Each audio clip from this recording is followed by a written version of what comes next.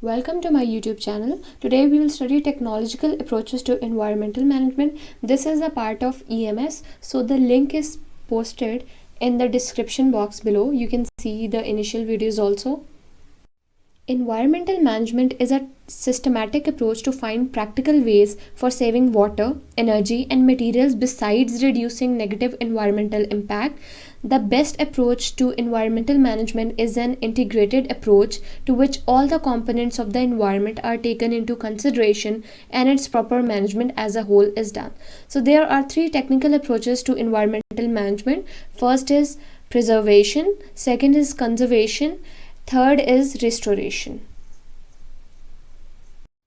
Sometimes we do not use certain things to preserve an environment. So this is preservation. It refers to non-use. For example, a preserved national park or wilderness area by the forces of nature, it can be protected by no use. Sometimes we use minimum resources to conserve our environment. This technique is known as conservation, and it has further to three types. First is, sometimes we often use such kind of technologies. For example, use of drip irrigation. This is an irrigation method which save water and fertilization. Sometimes we use such methods that improve our efficiencies. This is efficiency improvements. Second method is, we often reuse or recycle our materials in order to prevent us from buying new things that cost us money. This is recycling or reuse. For example, recycling a ton of aluminium uses 5% of energy required to make raw material.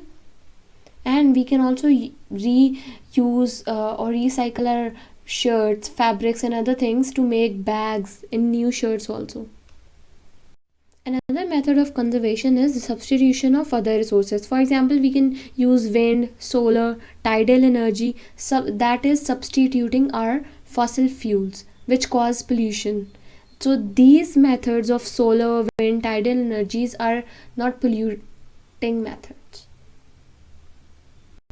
Sometimes we seek to return a degraded resource to its original state. For example, attempting to redirect a river into original path that is followed before it was altered by humans, or stop polluting a water body or land.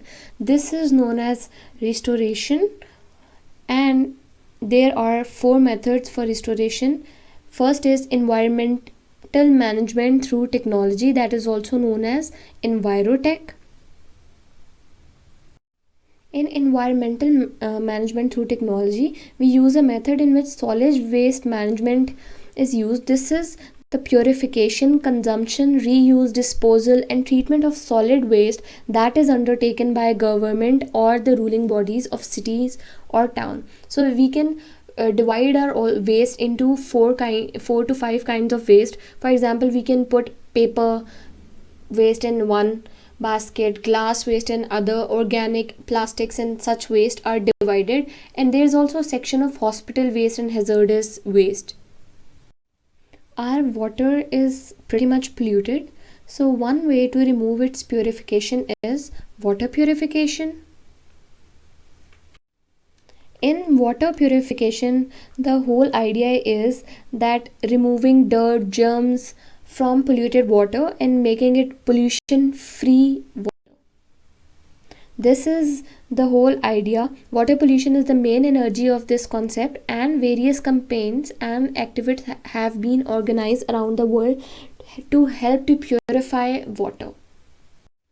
Here we can see that there is a word bioremediation. So bio means living organisms and remediate means to solve a problem. So solving a problem with the help of or living organisms is the process of bioremediation. There are certain bacteria that eat contamination, and therefore they solve the problem of water pollution. Bioremediation is most effective when performed on a small scale.